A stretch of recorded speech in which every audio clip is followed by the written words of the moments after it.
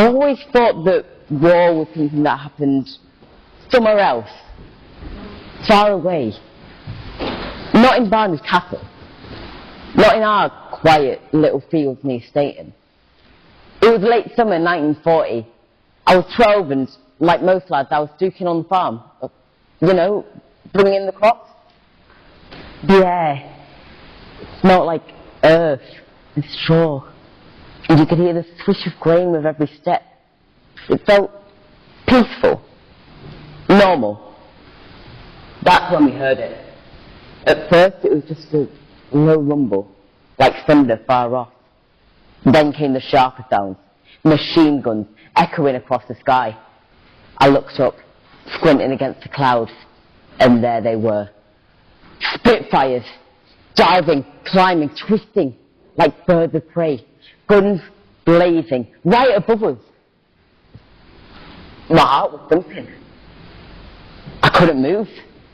I just stood there, neck craned, watching as the war came crashing through the sky, right over my head.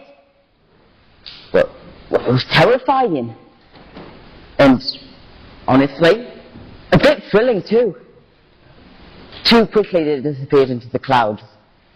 The sound faded. I picked up my rake again, but my thoughts, they were still up there, chasing after the echoes. Suddenly these lads on bikes came tearing down the lane, shouting, "A German plane's been shot down near Staten Camp." So, that was that. I dropped everything and ran. We legged it past Bremelaw Station and that's when we saw it. A thick, black cloud rising from the south side of the tracks. And the smell, it was awful. Burning oil, smoke. You could hear popping and cracking too. At first we thought it was gunfire, but no, it was the plane's ammunition burning in the heat. We hit the ground. I dove into a ditch. Bullets were flying everywhere. They were pinging into the dirt. I could feel the danger, but I had to see it. The sound stopped, and we crept closer. And there it was. This huge, broken German plane burning across two fields. The fire lit up the wreckage. It looked like something from another world. A crowd had started to gather. Kids like me, farmers, workmen from the camp. A couple was shouting at everyone to stay back, but nobody really listened. And then, well, we did what boys do. We started collecting stuff. Shells, scraps, bullets, anything worth keeping. My hands were burning from the heat, but I didn't care. I had a pocket full of war.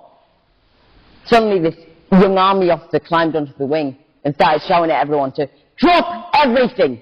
This is no place for souvenirs. We didn't argue. Put everything down.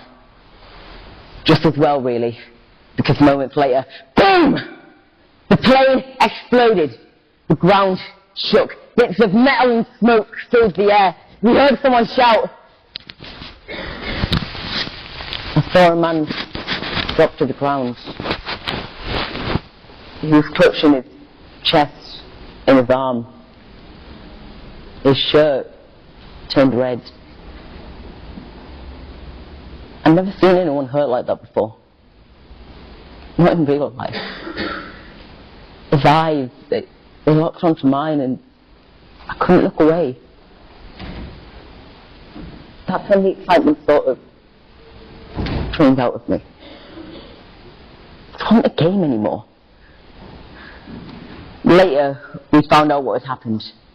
The German crew, injured but alive, had escaped. Some workmen from the camp had tried looting the plane, tried nicking the radio and even the life raft. So, the Germans came back and set on fire themselves. A final act of defiance, I guess. To keep it all secret. We stayed around for a bit. Some soldiers came, they roped it all off. On the way back, some of us found ways to make the bullets explode. More cracks and bangs echoing across the fields, but the fun didn't last. Not after what we'd seen. Walking back to the farm, everything felt different. heavier. That day, the war wasn't some far-off thing anymore. It was here, in Barnard Castle, over my head, under my feet, in my hands. I had looked it in the eyes, and it had looked straight back. That was the day the Battle of Britain came to Barnard Castle.